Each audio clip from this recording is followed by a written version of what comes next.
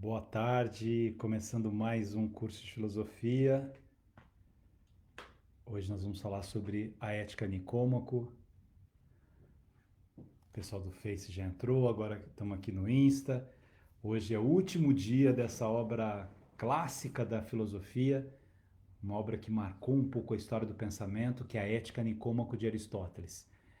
Nós já tivemos duas aulas, já falamos sobre isso. Quem não acompanhou as duas aulas, está aí gravado, tá no Insta, está no Face, está no YouTube. Vocês podem acompanhar. E hoje a gente vai pegar a partir do livro 8 da Ética Nicômaco. A gente foi até o livro 7 na semana passada e nós vamos concluir hoje a Ética Nicômaco de Aristóteles. Então, só para relembrar um pouquinho, Aristóteles é um dos três grandes pensadores de Atenas. Ele não nasce em Atenas, mas ele é considerado um dos grandes pensadores de Atenas. A gente tem ali Sócrates, Platão e Aristóteles. Antes disso, nós temos o que é chamado de filosofia pré-socrática, ou filósofos da natureza, Tales, Anaximandro, Heráclito, Anaxímenes e assim por diante, Pitágoras. E com Sócrates a gente inaugura uma outra forma de fazer filosofia. Tanto Sócrates quanto Platão e Aristóteles são pensadores que estão menos focados na natureza e mais focados no ser humano, na pessoa humana. E dentre esses três, né, primeiro que Sócrates nunca escreveu nada, Sócrates era muito simples, mas ele era um grande orador, ele falava na ágora, ele tinha um trabalho com a peripatética, né, ele gostava de falar andando e as pessoas andando com ele. Sócrates desenvolve dois grandes métodos, um é a maiêutica, que é o parto das ideias, é o nascimento das ideias. A mãe de Sócrates era parteira, ele observava a sua mãe e achava que esse era o papel do mestre na relação com seus discípulos, né? Depois a gente tem Platão, que é o fundador da academia. Platão que tem uma visão muito bonita da transcendentalidade, do sagrado, que escreve vários mitos, né? E Aristóteles, que estuda na academia de Platão, mas depois ele vai fundar a sua própria escola, que é o Liceu. Há várias fases de Aristóteles, eu já falei isso nas outras aulas, e a Ética Nicômaco é um grande momento da obra desse pensador, quando ele escreve para o seu filho Nicômaco o que o seu filho deveria fazer para ser feliz. Então aqui a gente tem um diálogo de razão, de emoção, uma percepção dos desejos, das escolhas, da aspiração. Lembra que a gente falou sobre o tema para viver? Se nós não tivermos um tema para viver, nós não seremos felizes. A realização humana depende de um tema que cada um de nós tem para viver. Precisa de um tema para viver. Essa semana a gente comemora, celebra os 250 anos de Beethoven. Veja que vida fascinante teve Beethoven, né? Com 20 e poucos anos, ele começa com o problema da surdez, ele teve vários outros problemas de saúde, mas ele prossegue com as suas dores, com as suas angústias. Imagine o que é um músico, né, da dimensão de Beethoven, um homem que revolucionou a música, o jeito de fazer música. E quando ele compõe, por exemplo, a Nona Sinfonia, né, essa grande ode à alegria, que é um poema do Schiller que ele trabalha para a orquestra, e ele coloca no palco pela primeira vez, junto com a orquestra, vozes. Esse homem praticamente surdo está rendendo uma homenagem à alegria, uma grande homenagem à alegria. Por quê? Porque ele tinha um tema para viver. Mas vamos aqui para a Ética Nicômaco. O livro 8 da Ética Nicômaco é um livro em que ele fala sobre a amizade. E aí Aristóteles diz o seguinte, né? Primeiro ele compara a amizade com a justiça. A gente já falou sobre a justiça. E ele pergunta: o que é mais importante, a justiça ou a amizade? Na visão aristotélica, a amizade ela é superior à justiça. Porque mesmo que você seja justo, profundamente justo, você vai precisar de amigos para viver. E se você for amigo, amigo como excelência moral, você já será justo. Não tem amizade sem justiça. É impossível você desenvolver o significado da amizade na sua vida se você for injusto com as pessoas ou injusto com você mesmo. Mas diz Aristóteles que tem algumas pessoas que se aproximam das outras por interesse, né? As pessoas que amam as outras por interesse amam por causa do que é bom para si mesmas. E aquelas que amam por causa do prazer amam por causa do que lhes é agradável. E não porque a outra pessoa é a pessoa que amam, mas porque ela é útil o agradável. Tais amizades se desfazem facilmente. Vamos entender o que é amizade aqui para Aristóteles. As pessoas acham que é amizade, mas não é, está explicando ele. Se eu sou seu amigo por interesse, eu não sou seu amigo. Se você tem uma amizade por alguém porque você tem interesse no que a outra pessoa possa proporcionar para você, não é amizade. Amizade não pode ser interesseira. Amizade não pode ser nem por prazer. Eu sou amigo de fulano porque ele tem um barco, e isso me dá muito prazer. Eu sou amigo de cicrano porque ele paga as viagens para mim, e eu vou com ele. Eu sou amigo, né, porque ele tem uma faculdade, eu quero dar aula na faculdade dele. Interesse ou prazer destroem o conceito daquilo que é amizade. A amizade, para ser amizade, ela tem que ter esse ar da excelência moral, da inutilidade. Olha que coisa interessante. Parece que o inútil é algo ruim. Aqui na visão aristotélica, a inutilidade é uma coisa boa. Eu amo você por você ser quem você é, do jeito que você é. Independentemente das coisas que você possa proporcionar para mim, não é isso que eu quero de você. Eu quero estar perto. Eu quero contemplar as coisas bonitas que você faz. Eu quero estar em silêncio com você. Eu quero dar pausa quando for necessário. Eu quero falar aquilo que é necessário. Eu quero de um colo em que eu possa confiar. Eu quero estar de uma forma despreocupada com você. Isso é amizade, sem máscaras. Hoje a gente está em tempo de máscaras por causa da pandemia, mas a máscara que a gente está dizendo aqui é essa máscara moral. Eu invento uma personagem para agradar você, para que você goste de mim. Ou você vai gostar de mim do jeito que eu sou, com as minhas esquisitices, com os meus estranhamentos, ou você não vai gostar de mim. Muito baseado nesse conceito de Aristóteles, tem uma linda história de amizade na filosofia, que é a amizade entre Montaigne e Etienne de la Boétie. E quando perguntam, né, depois da morte já de La Boétie, que era mais velho do que Montaigne, perguntam para Montaigne o que fez com que essa amizade durasse tanto, que ela enfrentasse o tempo e continuasse, vocês escrevendo lindamente um para o outro. A resposta de Montaigne é assim: porque ele é ele, eu sou eu. E é isso. Quando numa amizade eu tento roubar a essência do outro, eu quero que o outro seja uma outra pessoa para que eu possa amar, ou eu imagino que aquele outro é um pedaço, né, da minha coberta que está com furo e vai cobrir o frio de humanidade que eu tenho, não será uma amizade. A amizade é aquilo que nasce livremente, de uma forma bela, de uma forma inteira, de uma forma intensa, sem cobranças, sem ameaças, sem perseguições. Você não é um perseguidor do seu amigo, você não é uma vítima do seu amigo e nem um salvador do seu amigo. Você é você, ele é ele, e assim se constrói uma linda história de amizade, um lindo caminho, uma linda trajetória de amizade.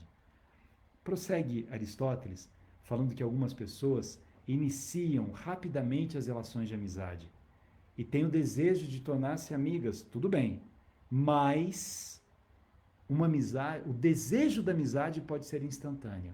Agora, a amizade, ela precisa de tempo. Não dá para dizer assim, me encantei com alguém. Eu estou ali, né? Encantado com alguém, ótimo. Pode ser uma boa vontade para o início de uma amizade. Mas a amizade profunda, ela requer tempo. A minha amiga Cris, uma pessoa maravilhosa de Nova York, disse assim, sem punição. O amigo que acha que tem o direito de punir o amigo, né? Tem amigo que porque o outro fez alguma coisa que ele não gostou, ou porque ele cismou que fez, né? Se acha no direito de punir o amigo. Na verdade, a construção do caminho da amizade se dá na admiração. Não existe amizade, na visão aristotélica, onde existe inveja. O que é inveja? A gente teve uma live sobre inveja. A palavra inveja vem de invevere, que significa a incapacidade que eu tenho de olhar para mim mesmo. Eu começo a olhar para o outro, começo a julgar o outro o tempo todo, começo a desejar que o outro não tenha alguma coisa. Na amizade eu não tenho inveja, eu tenho admiração. Olha que bonita essa palavra. Admirar, mirar. Mirar é olhar. Ad amor é olhar com amor. Eu olho com amor para o meu amigo. Eu fico feliz com as conquistas dele, né? Na visão aristotélica, esse conceito da amizade, a beleza da amizade, é você estar ao lado de uma pessoa quando ela precisa de você, mas às vezes isso é fácil, porque você se sente superior a ela porque está ajudando, mas é mais do que isso.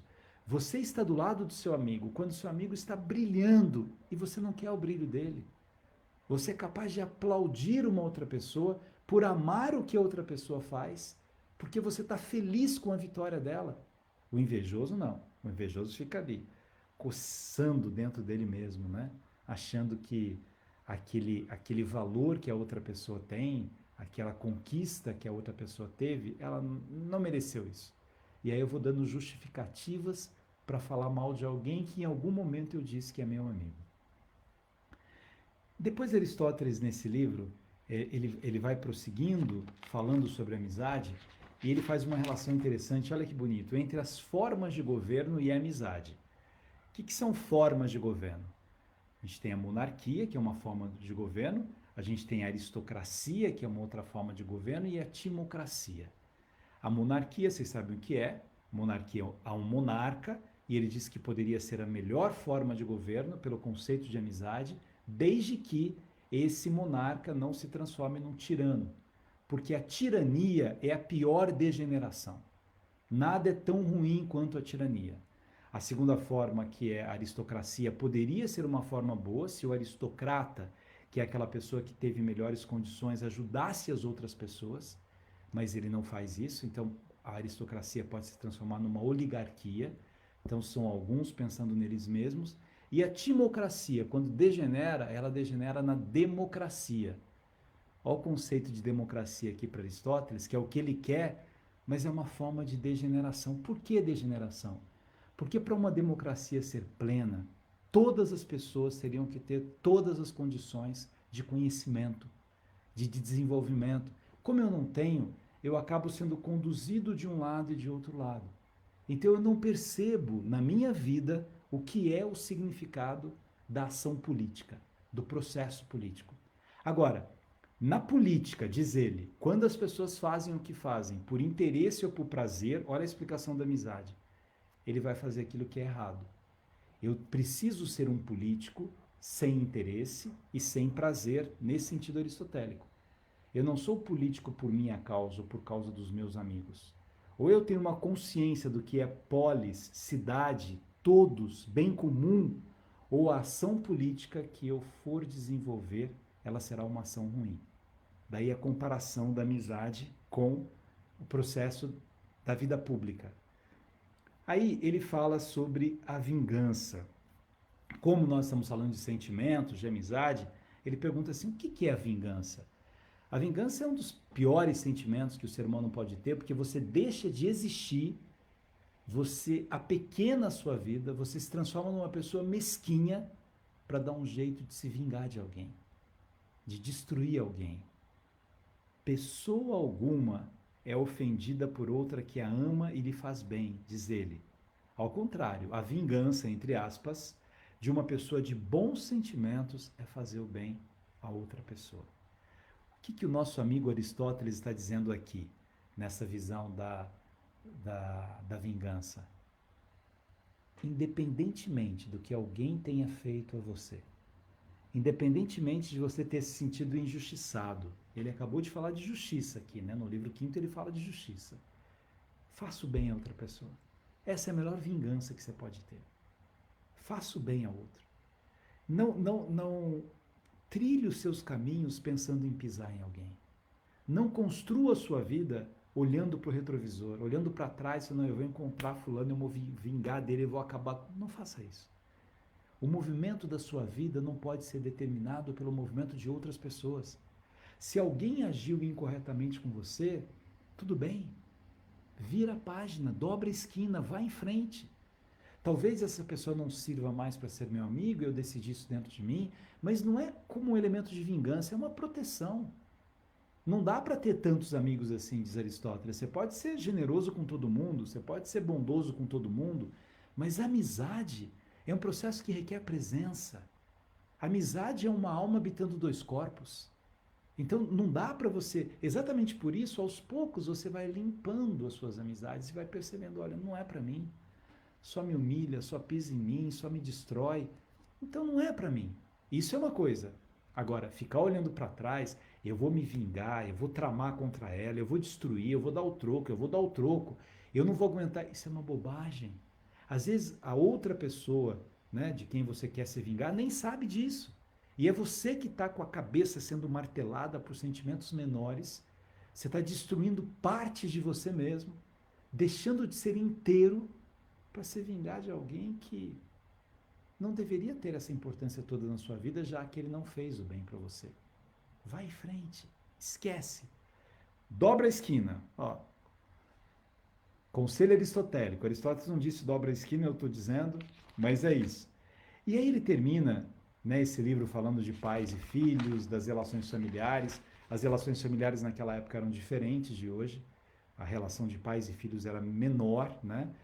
A dimensão afetiva era completamente outra, mas ele tem uma preocupação ética com a formação do seu filho. Ele quer que o seu filho ele seja talhado, ele seja lapidado para ser bom, para fazer o bem. Nós já usamos esse conceito aqui, que é de Platão, mas ele repete Aristóteles, que educar é ensinar as pessoas desde cedo a gostar daquilo que é correto e a desgostar daquilo que faz mal. É um processo de hábito. Mesmo na relação de amizade, eu vou desenvolvendo esse hábito de ser leve. Mas, gente, Aristóteles é o filósofo da leveza. Quando ele fala do meio termo nas coisas, da razão e da emoção, ele quer propor isso para a gente. Seja leve. Vamos para o livro 9. Porque hoje eu quero falar um pouco de Adélia Prado, que ontem foi aniversário da Adélia Prado também, a gente vai falar de Adélia Prado. Ele fala aqui sobre as formas que tornam nossos sentimentos amistosos em relação ao próximo e as características pelas quais se definem as diferentes espécies de amizade parecem derivar de nossos sentimentos em relação a nós mesmos. Nós definimos o outro a partir da nossa relação com a gente mesmo. Então, bem, ele falou de amizade, não pode ser por interesse nem por prazer, amizade é excelência moral, amizade é um processo de construção coletiva dessa sociedade, o homem é um animal político, um animal social, mas eu não conseguirei ser amigo de uma outra pessoa se eu não conseguir ser amigo de mim mesmo. É quase aquela visão de Jesus Cristo explicando o maior mandamento, quando ele diz, né? Amai a Deus sobre todas as coisas e ao próximo como a você mesmo. Então ele está dizendo, olha, você precisa se amar. Não numa dimensão egóica, mas você precisa olhar para você mesmo e falar assim, olha, eu sou único no mundo, eu sou singular. Não há dois polegares iguais, quanto mais duas personalidades iguais. E olha que bonita essa frase aqui de Aristóteles. E um homem assim, bom, deseja até estar a só consigo, pois isto o alegra, já que pensar no passado lhe é agradável e suas esperanças quanto ao futuro são boas e, portanto, alegres. Seu espírito está igualmente bem, provido de motivos para contemplação, e mais que qualquer outra pessoa, ele se entristece e alegra consigo mesmo. As coisas que lhe causam tristeza ou alegria são sempre as mesmas, e não coisas diferentes em ocasiões diferentes, pode-se dizer que ele nada tem a lamentar. Vamos entender o que Aristóteles está dizendo com isso. Quando a gente está atormentado, a gente não consegue ficar sozinho. Você liga um monte de coisa ao mesmo tempo, né? Não tinha televisão na época do Aristóteles, não tinha rádio, não tinha internet, não tinha WhatsApp, não tinha Face, não tinha nada disso. Mas ele dizia que naquela época as pessoas que elas estavam atormentadas, elas não conseguiam estar com elas mesmas. O que é estar comigo mesmo? O que é exercer essa vida interior, essa capacidade de pensamento? Quando você para e você pensa, você com você. Quando você sorve, às vezes, a tristeza que você está sentindo, compreendendo que são transições na sua vida.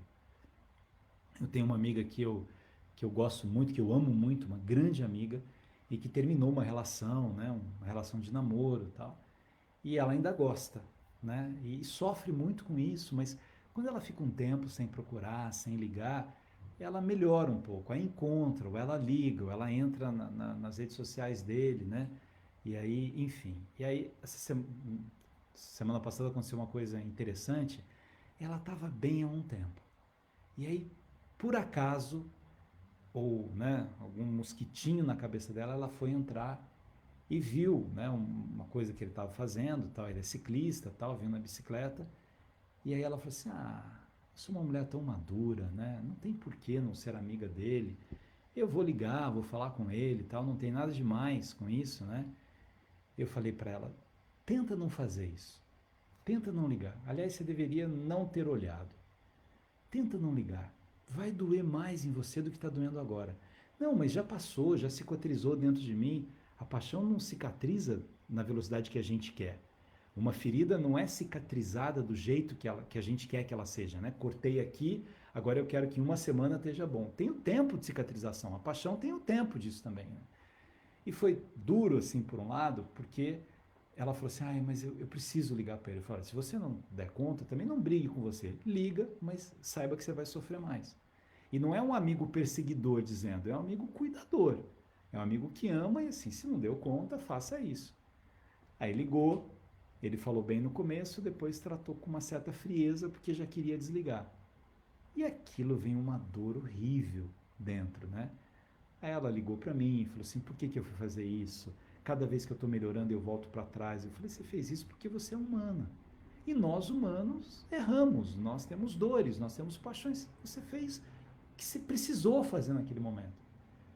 Agora, quanto mais você ficar com você mesma e perceber talvez que você não é tão apaixonada assim por ele, é uma carência, é uma necessidade de alguém. E como ninguém surgiu ainda na sua vida, nenhum outro amor ocupou esse espaço e você sozinha não está conseguindo ocupar esse espaço, então essa dor, ela é horrível, mas ela passa. Como as feridas são cicatrizadas. Eu preciso dar um tempo para que isso aconteça. Mas estar a só comigo mesmo é algo de fundamental importância. Aqui no final já do livro 9, Aristóteles fala sobre a amizade e o amor mais como um ato de atividade do que como um ato de passividade. E aí é bem São Francisco de Assis depois. É dando o que se recebe, é perdoando o que se é perdoado. Eu geralmente fico esperando que os meus amigos façam coisas para mim, o que já é um erro, já não é amizade, é um interesse. E o interesse destrói uma amizade. Se eu acho que é bonito, se na minha cabeça vem uma expectativa assim, nossa, eu queria um dia ser surpreendido com uma festa de aniversário, por exemplo. Tira isso de querer e faça para o outro. O amor mais belo é o amor-ação.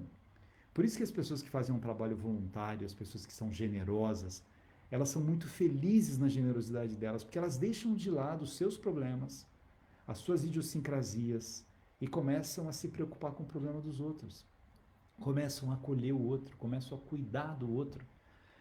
Eu tenho uma participação na Nova FM, né, na rádio, no Nova Brasil, que é um jornal, 6:30 da manhã, eu faço segunda e sexta, né? E hoje eu falei de uma história que eu li, de uma cidade na Bélgica, um menino com 6 anos, né? Estava falando de Beethoven também, que ficou surdo, um menino de 6 anos que é surdo, e o bairro inteiro, a rua toda, aliás, aprendeu a linguagem, né, dos sinais de flamenco lá da Bélgica para se comunicar com ele. Então, a rua toda resolveu fazer com que o mundo dele fosse maior. Ele com aquela deficiência, né, era preciso algo que fosse além. Isso é um amor na visão aristotélica. Não é o meu filho, mas é meu vizinho, ou mas é o meu próximo. O que eu posso fazer para fazer com que o mundo dele seja mais bonito? E não o contrário. Não é passividade. Não é ficar esperando o que ele pode fazer por mim. Eu vou nessa festa, mas quem eu vou conhecer? O que eu vou ganhar com isso? Isso é uma dimensão pequena do existir humano. Eu tenho que ter uma dimensão maior, mais iluminadora. E aí vem a beleza desse sentido da amizade aristotélica. Aí vamos para o livro 10, que é o último livro da Ética Nicômaco, né? Com esse livro a gente encerra essa obra linda. Quem tem ainda dificuldade com filosofia, não leia, não precisa ler esse livro. O próximo livro da semana que vem, que vai ser a Carta sobre a Felicidade de Epicuro, eu vou falar daqui a pouco dele, vocês podem ler, todo mundo pode ler, que é um livro mais simples, né? Tem uma linguagem assim. Esse livro não é um livro tão simples, mas eu vi que algumas pessoas postaram a foto com o livro, gente que falou para mim que o livro era difícil demais. A gente vai se acostumando um pouco com a linguagem da filosofia. Mas vamos lá. No livro 10, ele volta a um tema do prazer e do sofrimento. Como ele é o filósofo meio termo, ele diz o seguinte, olha, não tenha medo do prazer. Por que ele fala isso? Porque Platão tem um certo receio do prazer. Platão acha que os nossos desejos nos escravizam. Então é melhor a gente deixar de lado os nossos desejos, na visão platônica. Aristóteles vai falar assim, não é um problema você ter prazer, não é um problema você ter desejo, isso faz parte de você, desde que ele não seja escravizante. Desde que você saiba que você é que precisa comandar isso dentro de você. Como o sofrimento. Não tenha medo do sofrimento. Não, eu queria mudar de vida, eu queria largar desse cara, eu queria largar dessa mulher, mas eu tenho medo de sofrer demais, eu tenho medo de não sei o quê. Você vai sofrer, a vida é sofrimento. Não tem como a gente não ter sofrimento. E a gente vai sofrer sempre, por um motivo ou por outro motivo. A gente vai conviver com ansiedades, a gente sem perceber que é provar coisas para outras pessoas, que de repente a gente nem sente isso. Quantos exemplos eu dei para vocês nas lives, né? Às vezes de um aluno dizendo para mim, poxa, professor, aumenta a minha nota. Eu falei assim, não, mas 9 é uma ótima nota. Não, mas meu pai acha que eu tiro 10 em tudo, então eu estou mal com isso. Uma nota não é para o seu pai achar isso, né? Talvez na construção da sua relação com seu pai, você precisa passar alguma coisa de verdadeiro, de quem você é para ele também. O ser humano falho. A gente é cheio de imperfeições, de falhas, mas nas nossas construções é preciso que nessa solidão, quando eu estou sozinho comigo mesmo, eu pense nas escolhas que eu estou tendo na vida, naquilo que eu faço como fruto da essência do que eu sou e naquilo que eu faço para receber aplauso do outro, para me sentir amado por outra pessoa. Quanto mais eu fizer isso, mais eu vou sofrer no sentido negativo da palavra. O bom sofrimento ele é bem-vindo na nossa vida, porque ele é lapidador. A gente se sente nu, a gente se sente inteiro nesse processo do sentimento, do sofrimento. Né? Mas quando eu faço isso para agradar alguém, não é o melhor caminho. Ele fala aqui sobre os sentidos, a visão, vai explicando isso, né? E ele diz que quanto mais eu tiver uma abstração das coisas, quanto menos apegado eu for às coisas, lembra que ele falou que o pior dos vícios é a avareza, quando eu vou morrendo dentro de mim mesmo, que eu não quero dividir com ninguém aquilo que eu tenho medo que peguem o meu dinheiro, que peguem as minhas coisas, que mexam naquilo, e eu vou construindo um inferno dentro da minha cabeça. Aqui ele fala sobre abstração. Eu preciso abstrair um pouco as coisas que acontecem. De novo, conceito de leveza. Né?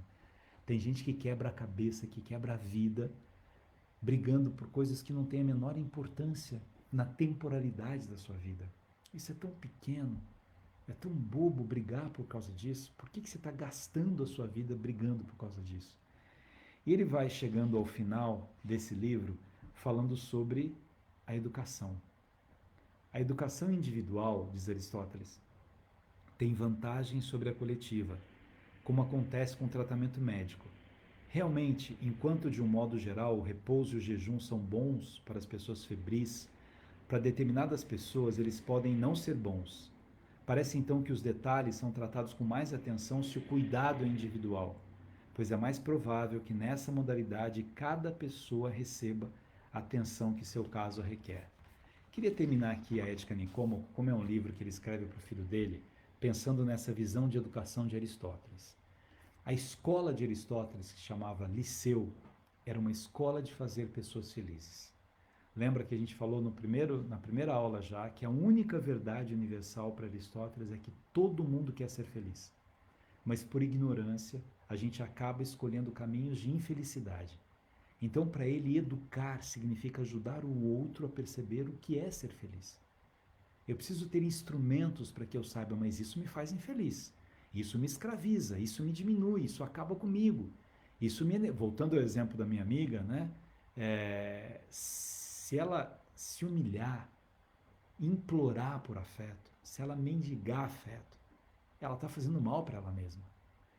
Ao passo que se eu consigo passar por essa fase do sofrimento e compreendendo que há outras esquinas na vida, não há uma pessoa só.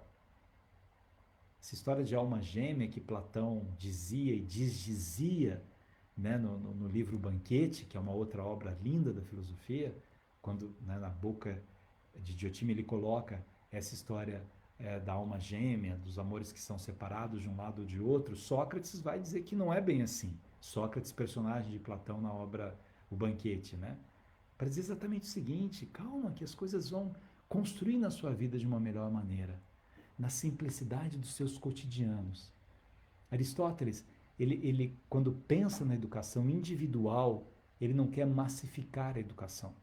E nós erramos muito na história da educação quando a gente achou que a gente poderia educar as pessoas da mesma maneira, todas as pessoas da mesma maneira, avaliar da mesma maneira.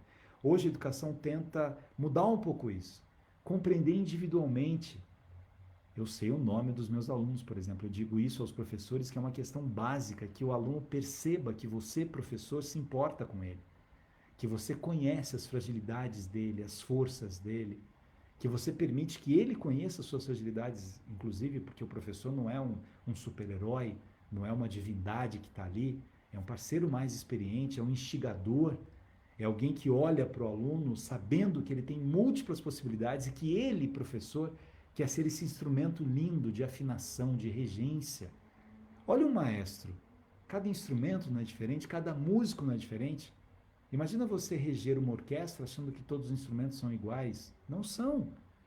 Imagina você educar uma sala achando que todos os alunos são iguais. Não são. Vamos voltar para Aristóteles, mas eu quero misturar um pouco com a Adélia Prado.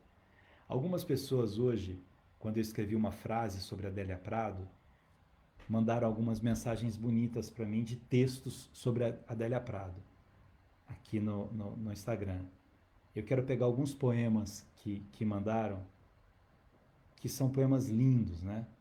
Um é um amigo irmão que eu tenho, o Júlio Leles, lá do Rio de Janeiro, que eu amo muito, que é um irmão muito especial que a vida me deu de presente. A gente se conheceu há pouco tempo pela palavra, né? Pelo amor à literatura, pela filosofia, pela arte. Aí, por meio dele, eu conheci um artista incrível, um pianista, um cantor, um cantador, né? Que é o Breno, que eu tenho muito respeito, muito carinho também, mas o Júlio mandou. Ele ama, ele é de Lafayette, né? Mineiro, como a Adélia Prado, e ele mandou um dos poemas que ele mais gosta da Adélia Prado. Presta atenção na beleza desse poema. Se me escavarem, nada encontrarão, a não ser desejo, quase ingratidão. Sai a romaria para Congonhas do Campo, quero ir também. Pegar poeira por debaixo das unhas. Tem mais alguma coisa para lavar? Tem sim. Um encardido da alma, um grão de esperança. Esse poema é uma tese de doutorado, não é um poema, né? Olha a simplicidade e a complexidade dessas palavras. Lavar o encardido da alma. Isso tem muito a ver com Aristóteles, que a gente está dizendo hoje, de leveza. O que é um encardido da alma? A inveja é um encardido da alma. A vingança é um encardido da alma. O interesseiro é um encardido da alma. O que busca só o prazer no outro é um encardido da alma. O encardido da alma, ele é um horror, né? Vamos ver mais poemas aqui das pessoas que mandaram pelo. Daqui a pouco eu leio. Estou vendo a pessoa falando da Adélia também. Mas olha que bonito esse daqui. A Lucélia Gonçalves diz assim: Adélia é uma verdadeira musa da filosofia e do modernismo. E o que eu gosto dela, Deus é mais belo que eu e não é jovem. Isso sim é consolo. Preste atenção na profundidade disso. Deus é mais belo que eu e não é jovem. Isso sim é consolo. Adélia Prado.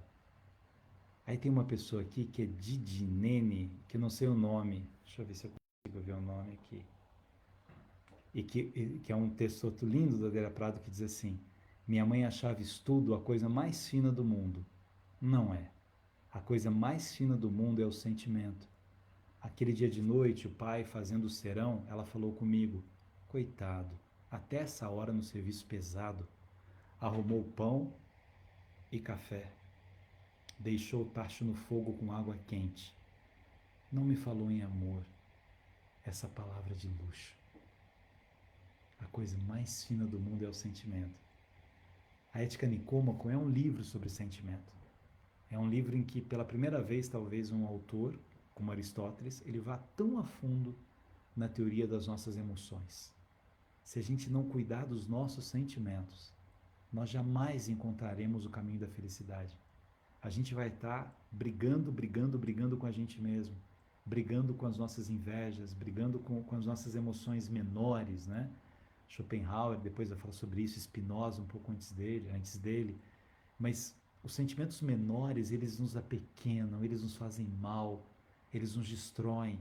Essa Ética Nicômaco é uma avenida para a gente encontrar esse caminho da felicidade. É uma avenida com pedras, com flores, com dores, com amores, com dificuldades, com facilidades, depende.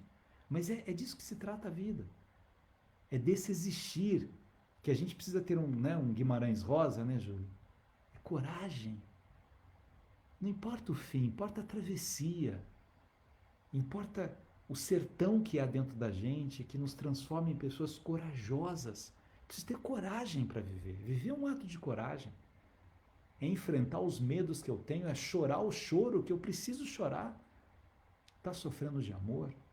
Não é a única pessoa no mundo sofrendo de amor. Chora. Chora esse amor que não deu certo. Está sofrendo porque alguém que você ama muito se foi. E por mais que você queira ser uma pessoa de fé, você tem saudade do colo. Eu morro de saudade do colo da minha mãe, do meu pai. Semana passada seria aniversário do meu pai. E eu choro de saudade do meu pai, da minha mãe. E às vezes eu acordo e tem dia que está mais difícil do que o outro dia, mas viver é isso. E aí eu faço as coisas que eu tenho que fazer e sentindo a presença da minha mãe, do meu pai, dessa mulher e desse homem que miraculosamente fizeram com que eu pudesse vir ao mundo e que me deram tanto do que eu sou e eu tento ser um pouco da simplicidade, da serenidade do meu pai, do amor que é minha mãe. Agora eles fazem falta. E eu vou ter medo desse sofrimento? O pensamento nem sempre é um processo prazeroso. Às vezes parar e ficar pensando no meu pai não é um instrumento de prazer, mas é de felicidade. Porque a felicidade para Aristóteles, ela não é o contrário do sofrimento. O sofrimento pode morar na felicidade. É o que eu escrevi numa crônica. Chamo a tristeza para tomar café com você. Toma café com a tristeza e conversa. Você dá um tempo, né? Está aqui comigo, me ajudando a lembranças. Está doloroso isso, mas me ajuda a lembrar sorrindo também de pessoas que se foram.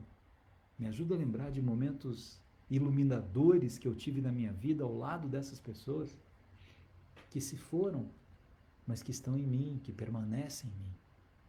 Serenidade, minha gente. Um dos grandes caminhos do processo filosófico é nos ajudar a encontrar essa serenidade. E é um desafio constante, é hábito. Hábito é uma outra palavra fundamental na obra de Aristóteles. É o hábito de ter serenidade, é o hábito de falar a verdade, é o hábito de ser justo, é o hábito de fazer o bem, é o hábito de cultivar a amizade. É isso que vai lapidando a gente do jeito que a gente é. Estamos quase aí no final do ano já, né? Um ano que foi muito duro para todos nós. Um ano que nós fomos surpreendidos pela ausência de abraços, de beijos, de presença, pela necessidade de máscaras. Mas um ano que está acabando. E que a gente não precisa ter uma loucura achando que o ano que vem vai ser incrível, mas a gente tem que olhar para trás e agradecer que nós sobrevivemos num ano tão difícil. Que coisas doeram dentro de nós, que despedidas aconteceram, mas que a gente prossegue, vivendo. Como o tema de Aristóteles foi sobre felicidade, eu escolhi para a nossa próxima live, semana que vem, um autor chamado Epicuro. E o livro que a gente vai ler é um fininho. Esse dá para todo mundo ler, tem na internet, chama Carta sobre a Felicidade. Epicuro, ele fundou o epicurismo, né? Daí epicurismo, a gente vai ver na semana que vem o que é epicurismo. Tem uma coisa muito próxima do estoicismo, a gente já falou de Sêneca aqui, quando a gente falou, nós falamos sobre o estoicismo, de epítetos sobre o estoicismo. E agora eu queria que vocês lessem, ó. É um livro que vocês leem em meia hora. O meu é todo grifado aqui, ó. Todo grifado, anotado. Nós vamos ler na live que vem, da semana que vem, quase que esse livro inteiro aqui, do Epicuro, que é sobre felicidade. Por quê? Porque Epicuro vem depois de Aristóteles e ele tem o mesmo caminho de Aristóteles para a compreensão da felicidade. Harmonia, prudência, compreensão das fragilidades que a gente tem.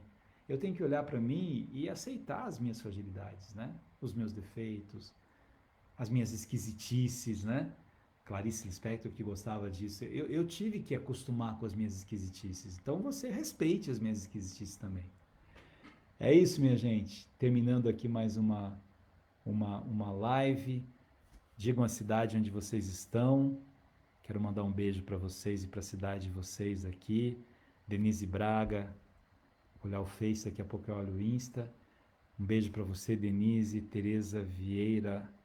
Não sou nem alegre nem triste, sou poeta. Antônia Lopes, verdade. A saudade às vezes dói. Rosa, gratidão pela aula maravilhosa, obrigado. O Corcovado te abraça. Eliane do Rio de Janeiro, maravilha, Rio de Janeiro. Aqui a Diva é de Natal, pessoal de Natal, Rio Grande do Norte, um beijo para vocês. Mongaguá, Josélia, já tive em Mongaguá faz pouco tempo. Lúcia de Calcaia, Roberto Monteiro, meu amigo, irmão de Higienópolis, super produtor de teatro, Roberto. A Josi de Bauru, um beijão para você. Mirelle de Alagoa Nova, Paraíba. Fabiana, Distrito Federal. Maria Vitória, Bezerros, Pernambuco. Eu fui para Bezerros quando eu era seminarista. Fui para Bezerros e para Caruaru do lado. Florânia, Rio Grande do Norte. Calcaia, Evandro, Ceará. Eurídice, Rio de Janeiro também. Urgelina, São Paulo, capital. Vera, de Curitiba. É isso aí. Estender as mãos significa conexão com o próximo. Mariela de Santos, cidade de Santos, que legal. Paula de Higienópolis, Tiago de Goiânia, valeu Tiago. Tiago, abraço meu querido Tiago Boaventura, que bom ver você aqui, que legal. É isso aí minha gente, semana que vem a gente se encontra aqui falando sobre Epicuro. Fininho, dá para todo mundo ler. Mas quem não tiver tempo, venha, que vocês são bem tratados aqui mesmo assim. Até semana que vem. Salve Adélia Prado. Um beijo para vocês.